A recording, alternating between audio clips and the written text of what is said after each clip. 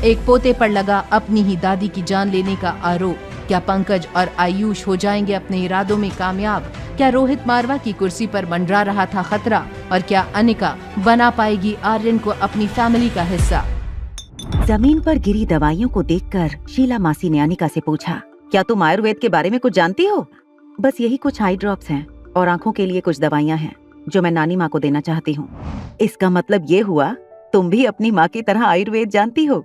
क्या बात कर रही हो तुम अंजलि? तुम्हें पता नहीं है, आजकल तो आयुर्वेदिक दवाइयाँ गली के नुक्कड़ पर बैठा हुआ पान वाला भी बेचता है। और क्या पता क्या मिला है इन दवाइयों में। अगर कुछ प्रॉब्लम हो गई तो क्या ये लड़की लेगी जिम्मेदारी? बोलो अनिका। बस करो शीला, अनिका बच्ची है। स्वाति को लेकर अपना गुस्सा इस पर मत उतारो। किशन मामा की बात सुनते ही शीला मासी किशन मामा के साथ भी झगड़ने लगी। अनिका बिना कुछ कहे वहाँ से निकल गई और सीधा नानी के कमरे में चली गई। कौन है वहाँ? मैं हूँ नानी माँ। मेरी बच्ची आजा मेरे पास। तुम शीला मासी की बातों का बुरा मत मानना, मेरी ही बेटी है। जबान से बहुत कड़वी है मैं जानती हूँ, मगर दिल की बहुत नर्म है। नानी माँ की ये बात सुनकर नानी माँ और अनिका दोनों हंस पड़े।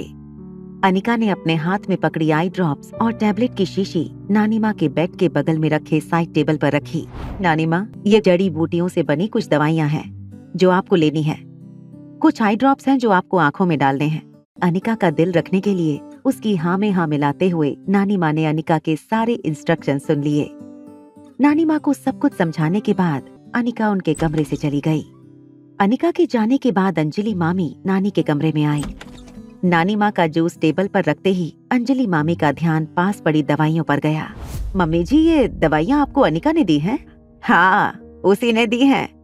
कहा है ये दवाइयाँ लूंगी तो फिर से देखने लग जाऊंगी।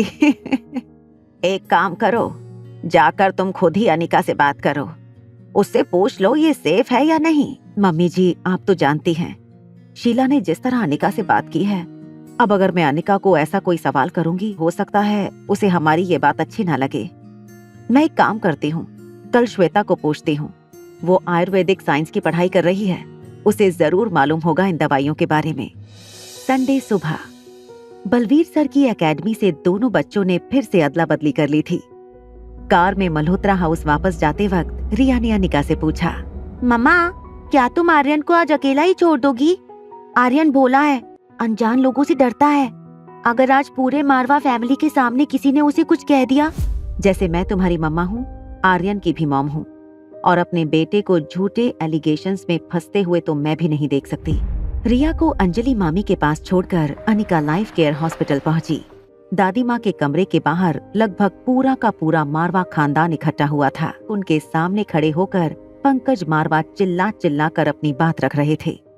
उनका कहना था, रोहित ये कैसे कह सकता है कि ये काम आर्यन का नहीं था, जबकि सीसीटीवी कैमरा और नौकरों की गवाही से ये साबित हो चुका था कि सुहासिनी मारवा को धक्का आर्यन ने दिया था। क्यों धीरज, तुम्हें क्या कहना है इसके बारे में?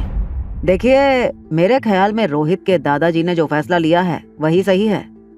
आखिर हमें ये नहीं भूलना चाहिए कि आर्यन एक 6 साल का बच्चा है। हम सब जानते हैं कि धीरज भैया को रोहित भैया से कितना लगाव है और रोहित भैया को आर्यन से, तो जाहिर सी बात है धीरज भैया उन्हीं की तरफ से बोलेंगे।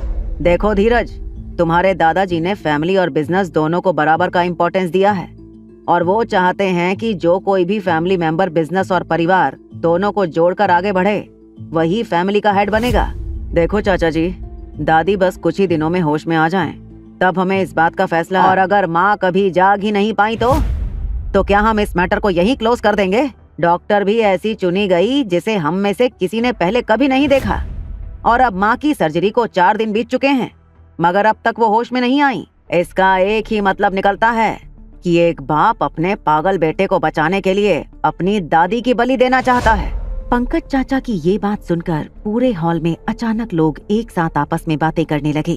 रोहित चुपचाप एक कोने में बैठा हुआ पंकज चाचा के लगाए ब्लेम और एलिगेशन सुन रहा था। उसने क्यों अनिका को ऑपरेशन करने के लिए चुना, इसका जवाब तो वो खुद नहीं जानता था।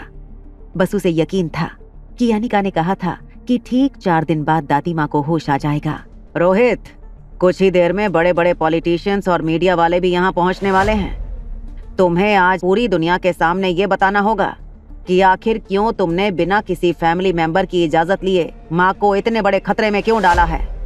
पंकज और आयुष रोहित पर प्रेशर बना रहे थे जवाब देने के लिए। तभी वहाँ दादी माँ के आईसीयू रूम से डॉक्टर शालिनी बाहर आई। डॉक्टर शालिनी दादी क्या खबर देंगी लोगों को? क्या रोहित की दादी की हालत में आएगा कोई सुधार? या आर्यन पर लगे इल्जाम हो जाएंगे सच? क्या पंकज और धीरज मिलकर हथिया लेंगे रोहित की गद्दी? जानने के लिए देखिए अगला एपिसोड सिर्फ पॉकेट FM के YouTube चैनल पर। और एक लड़की को देखा तो के सारे एपिसोड्स को सुनने के लिए डिस्क्रिप्शन में दी हुई लिंक से डाउनलोड कीजिए पॉकेट FM ऐप।